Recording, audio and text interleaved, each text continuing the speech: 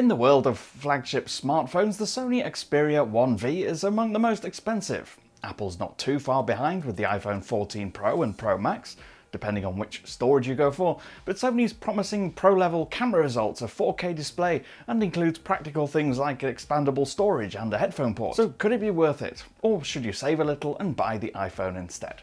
I'm Cam Bunton from Pocket-lint, and in this video I'm going to answer those questions, right here, right now. Few tech companies have the same history of being as design-focused as Apple and Sony, and while that tunnel-visioned focus has diminished somewhat in recent years, you can still see that both companies have attempted to create a minimal, clean and polished-looking devices, with very little in the way of extreme branding, logos or attention-hogging features. But the experience of holding them and using them is vastly different. A large part of that is down to the shape and the materials of the devices, but there is more to it. Sony's phone is about the same width as the iPhone, but it's considerably longer, and that can make it a bit hard to reach some of the elements near the top of the screen if you're stretching to use it one-handed. It's a lot lighter than the iPhone though, and because of the texture of the phone, it feels unlike any other phone on the market. The aluminium frame around the edges has a grooved effect on all four sides, while the back has a surface covered in lots of tiny little bumps. They both combine to deliver a phone that's a lot grippier than is typical in the smartphone market. By comparison, the iPhone's stainless steel frame does make the Apple device feel a bit more sturdy and rigid, but makes it heavier too. As for other details, there's the fact that Sony's phone has a fingerprint sensor built into the side as well as a dedicated camera button, and as much as they're handy, a lot of the time I find I'd activate them accidentally. I'd often just launch the camera just by picking the phone up when I didn't want to, or I'd touch the fingerprint sensor with a part of my hand, sometimes too many times in a short period of time, locking myself out of the phone and meaning I'd have to use my PIN number instead. Another minor but useful difference though is Sony's SIM tray can be removed just by using your fingers. You don't need a pin or a dedicated tool. And you can expand the storage using a microSD card if you want to, or use old school wired headphones with a 3.5mm port in the top edge. It's got lots of practical options. Otherwise, both phones are water and dust resistant to higher levels, both IP68 rated so they can be submerged in water.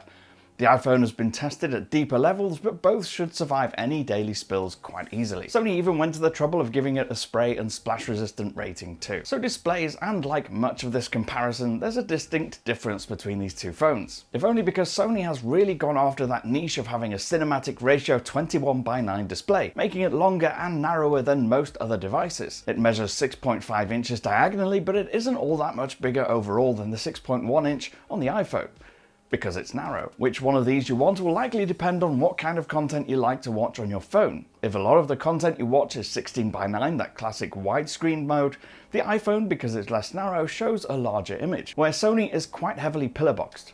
Sony comes more into its own when you're watching the wider cinematic formats. Both are OLED panels though, and both can reach refresh rates up to 120Hz. It means that they can keep up with fast animations and refresh quickly to offer smooth and sharp visuals in the interface when you're swiping through menus and switching apps quickly. And in other apps that support it, you'll get the top refresh rates too. Now, where I noticed the biggest difference between them was when outside in daylight, taking photos with the camera. iPhone seemed better at cutting through the brightness and the glare and the reflections outdoors when there was a bright sky above. When it comes to color reproduction and other visual performance, there's frankly not a huge difference in their default modes. They seem very similar and both are great displays. In the out-of-the-box settings, the iPhone is a bit warmer and so delivers more saturated reds and oranges. However, Sony's is tuned to a cool white balance by default and can be switched to a warmer tone or even manually set to a specific white balance if you want to, so you can tune it a lot more. In fact, Sony offers a lot of customization in tone, including offering a creator mode that gives everything that golden realistic cinematic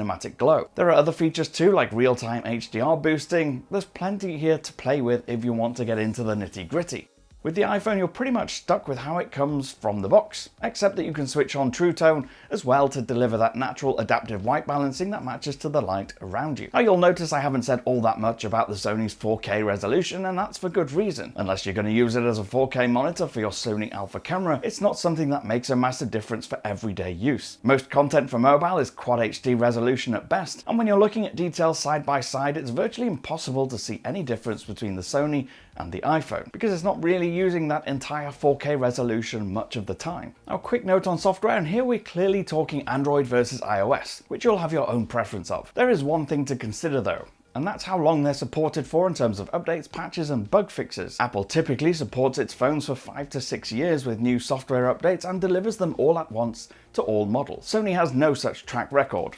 sometimes only delivering 2 years of updates, and when you're looking at a very expensive device, that's a bit off-putting. As for the audio, if you're an audiophile, you might be tempted by Sony's wide-ranging support for all the high-res wired and wireless formats. Both feature stereo speakers, so they're pretty good to listen to on their own. Now, before I get into mentioning everyday performance and speed, if you're liking this video so far, please do leave a thumbs up, subscribe, and tap that notification bell to make sure you don't miss any more. So there's not really a huge amount to say in terms of speed and performance, because both are proper flagship level powered phones. Apple has its own A16 Bionic processor, which is really fast and also capable of advanced graphics processing, camera processing, and all that good stuff. Sony is the standard Qualcomm flagship, which this year is the Snapdragon 8 Gen 2, and for the most part it delivers quick, fluid responses. It can run the top games quite easily, with the phone only getting slightly warm under prolonged use even in the warmer summer temperatures. There's not much of a contest when it comes to battery life though, because Sony's larger 5000 mAh battery outlasts the iPhone, which has a smaller cell. Of course, typically the iPhone software is very well optimized and doesn't use a lot of power, but the capacity, which is around 3200 mAh, can comfortably be drained by heavy users in a full day. I'm quite a light user and I live in a 4G area, so my battery drainage isn't extreme. I can get to the end of the day without needing to charge either phone. But with a Sony, I'd typically have a higher percentage left over, to the point where it seems I could get about an hour or two extra of gaming or video watching versus the iPhone. As for charging, speeds are pretty similar, with both promising about 50% battery refill in about half an hour plugged in. You can also charge them both wirelessly if you want to, but iPhone has the convenience of MagSafe, and that means you can stick the phone down where you placed it and it won't slide off. It snaps into place easily. Positioning the Sony can be a bit of a faff,